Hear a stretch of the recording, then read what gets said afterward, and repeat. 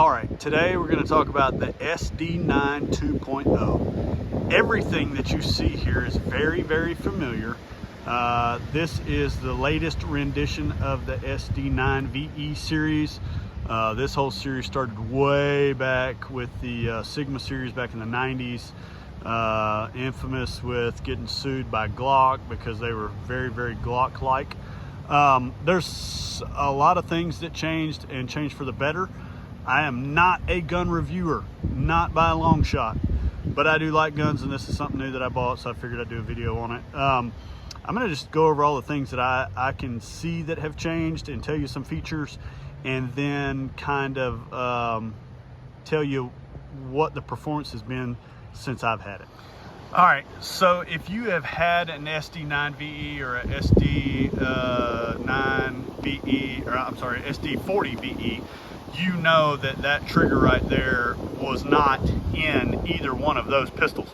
That is a trigger that is more or less a lot like the M&P series. I have compared them to my Shield Plus. They are different, but I had a Sigma series with the hinge trigger years and years and years ago, and I can say that this trigger is much, much better. We'll look, let's see if we can move right here. So notice how wide that hinged portion of the trigger right there is. It gives your finger a whole lot more to hold on to. So it's more or less, when it's there, and it's not something that you can actually feel when you're pulling the trigger and getting to that point. So trigger is a major improvement. I want to say it's still around probably a 5.5 pound trigger, but like I say, it feels a lot better, and it's flat face, so it's just a major improvement to what they've had in the past. So moving right along to the grip, man, I have heard so many people talk trash about this grip, but this in here is a lot like the grip that you're going to find on your M&Ps, and then this cross hatching back here on the back, man, that stuff, it just feels really, really good in your hands. And then that is the same thing that is on where you wrap your fingers around. So the grip is really, really nice. It still has these little finger rests on both sides. In my case, my thumb falls well on that one, and my index finger falls well on the other one when I'm not in the trigger well. So those work out really well. I mean, it just feels really good in my hand. I know that people's hand sizes are different. No interchangeable back straps or anything like that, but feels really good to me. All right, so let's move on to the slide. So far, the 2.0, they're only offering in the 9mm. So as far as what I can see from the VE model to this, the front and rear slide serrations are a bit different. They seem to be a little deeper and maybe a little bit more grip on those guys. But other than that, they still have the same space on the slide that the VE model did. Then they've added these serrations in the top here. These serrations are going to help with the glare when you're trying to line up your sights, and it'll cut down on a lot of the glare off the top of this stainless top here. The one thing that they have still not done anything with is the plastic sights or composite sights. So they are dovetailed in on the front and rear. By all accounts, it looks like the M&P sights would fit it. So if you have an M&P and you have upgraded those sights, you could use your metal sights on this pistol. Still have the peep sight, the loaded indicator sight. They have kind of dumbed down the wording and things like that on the side of it. Still have the Smith & Wesson logo. Very subtle SD9 2.0 on the front of the slide there. I can't even remember what the other side says. Oh yeah, just your normal information right there. But that's basically the slide there. Everything seemed to be pretty good out of the box. It didn't take me long. The front sight was off just a little bit, but it didn't take too many shots to get that figured out.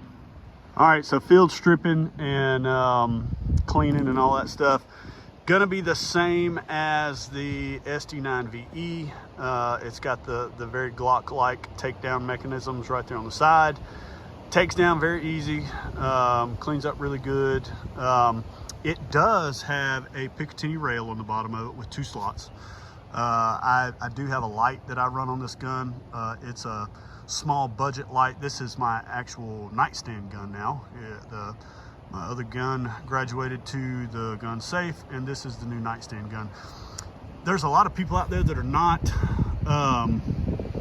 a fan of that great big old slide catch right there, slide release, whatever all the proper gun people call it, but I really like it. Your thumb can kind of ride it a little bit, and on top of that, if you are in a quick situation, you can find that thing really fast and get back on it when you're doing a magazine change out or anything like that. So I got about 200 rounds through this gun. I have had 0 problems. It shoots like a dream. You know, I'm used to shooting compacts a lot, so this is one of the bigger, even though this is a compact, I shoot micros more than compacts. Anyway, so this is a compact. So this has a whole lot more control when I shoot it.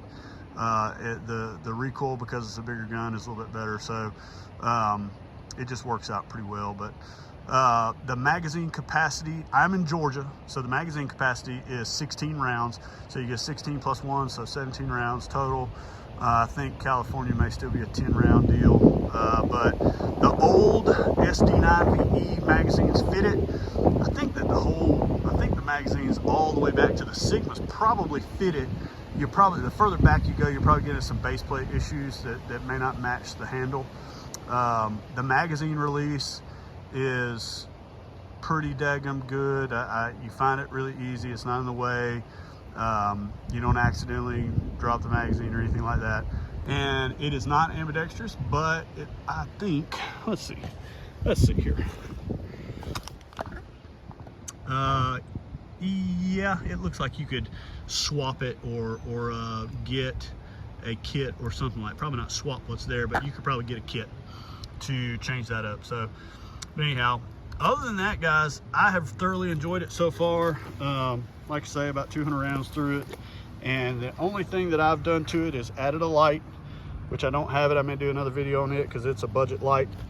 But the only thing that I did was, it comes with 3-dot sights, and I took some glow in the dark paint and I did some children type stuff, and I just touched them on there. The jury's still out on whether or not that works well or works at all, maybe even, but it looks cool, so I'm digging it for now. All right, guys, so that's it for this one. The guns we carry around the homestead is what this is all about. So I appreciate you guys watching. If you haven't done so, please go down and like and subscribe, and check out the new Smith & Wesson SD9 2.0 if you get a chance. Very budget friendly, about 300 bucks, and seems to be pretty reliable thus far.